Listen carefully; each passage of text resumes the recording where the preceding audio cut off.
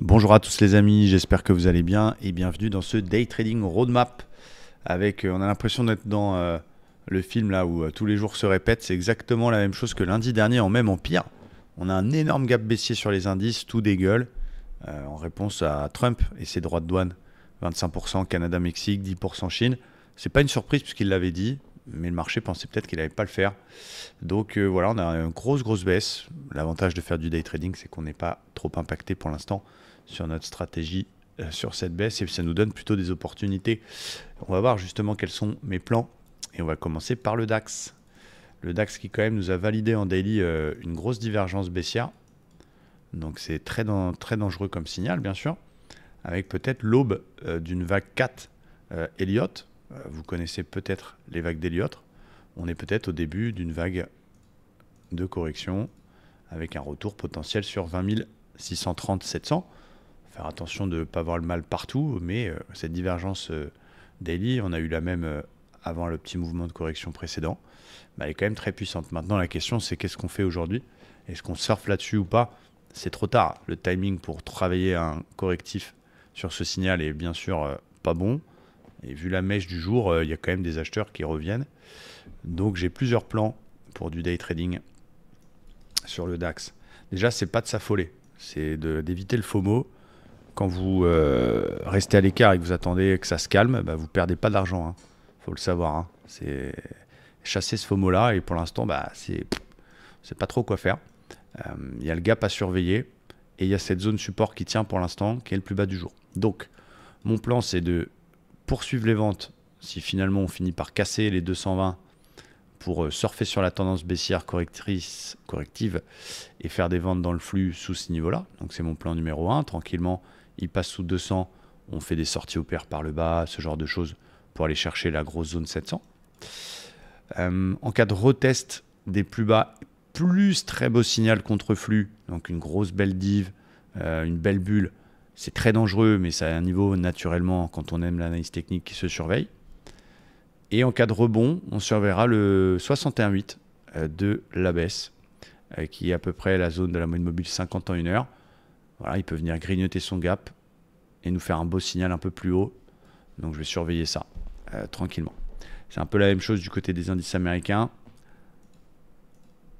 Le Standard & Poor's, énorme gap baissier. Il est venu chercher directement 61,8 de la dernière vague de hausse qui tiennent pour l'instant.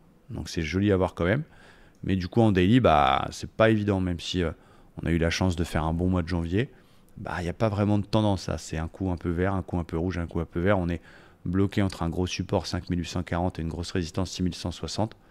Donc c'est pas facile. Avec un espèce de petit canal baissier qui commence à avoir de la gueule. 2 points hauts, 2 points bas et une petite polarité même sur le bas du canal. Donc c'est quand même assez joli. Donc je vais rester observateur en début de session américaine, surveiller un éventuel complément du gap, pourquoi pas. Si la baisse se poursuit et qu'on finit par casser ce 61,8, là on continue à chercher des ventes dans le flux pour aller chercher justement la zone des 5008. On ne joue pas au guerrier à essayer forcément de payer, mais je le surveille quand même par principe. Les plus bas du jour en cas de très beau signal, il faudra y aller, il faudra avoir le courage. Ça reste un 61,8 intéressant. Et un niveau que j'aime bien, c'est beaucoup plus haut. Si on a un très beau rebond, on a vu que tout était possible, donc on a une belle zone à surveiller vers 6100, le fameux haut de ce canal que je vous ai montré, en convergence avec une polarité en 4 heures qui est juste magnifique. Donc voilà, il va falloir s'armer de patience. Pour l'instant, chasser le FOMO, n'ayez pas peur d'essayer d'attraper absolument un rebond, ou en tout cas de rater un rebond. Ça reste très lourd. Gap à surveiller, les plus bas du jour à surveiller, sous les plus bas du jour, sous 5940, on poursuit les ventes, et en cas de beau rebond, on surveillera la zone 6100. C'est à peu près le même plan que j'ai sur le Nasdaq, qui a vraiment la même tête que le Standard & Poor's, en exagérant un petit peu, mais il a pratiquement la même situation technique. Il y a quand même un très beau niveau, 20 900, 950, qui pour l'instant tient belle polarité daily, donc c'est magnifique. Donc ça veut dire que moi là, j'ai pas envie de shorter là. À la limite, tu shortes un rebond, tu as de la marge, mais là, dans cette zone-là, il faut attendre qu'elle casse pour continuer les ventes. On ne vend pas un gros support. Donc du coup, je serai vendeur sous cette zone. Si la baisse se poursuit et que les marchés passent en mode vraiment grosse correction, sous 20 700, on va dire, je continue les ventes. Là, du coup, en suivant des stratégies de suivi de flux, parce qu'il n'y a pas de gros niveaux avant très bas. On surveillera, comme sur le S&P, le comblement du gap, voir ce qui peut se passer si on peut avoir un signal vendeur là-dedans. Comme l'autre, pas forcément fan, mais on va surveiller quand même cette zone 900, 950 s'il y a un beau contre-flux. Et on verra en cas de rebond la zone des plus hauts de la semaine dernière, les 900 à surveiller. Donc, encore une fois, patience, on travaille les gros niveaux. Comme je l'ai expliqué dans ma vidéo hier, j'ai fait 9 trades au mois de janvier. Donc, je n'ai pas l'intention d'en faire beaucoup plus au mois de février. Donc, du beau. Côté dos, beaucoup plus lourd que les autres. Il a retracé toute la vague de hausse précédente. Il est sur un niveau également intéressant. Mais la grosse polarité, pour moi, elle est plus basse. C'est vers les 600. Donc, du coup, je vends, je cherche des ventes dans le flux sur des situations qu'on connaît sous les plus bas du jour, parce qu'il peut aller chercher 600. Je ne vais pas essayer de payer ce niveau-là, mais par contre, je surveillerai 600 en cas de baisse qui continue pour essayer d'attraper un point bas sur un signal contre-flux. Et comme les autres, en cas de rebond, je surveille le gap. Voilà, tranquillement, qui est aussi un niveau polarité, qui est aussi 61,8 de la baisse.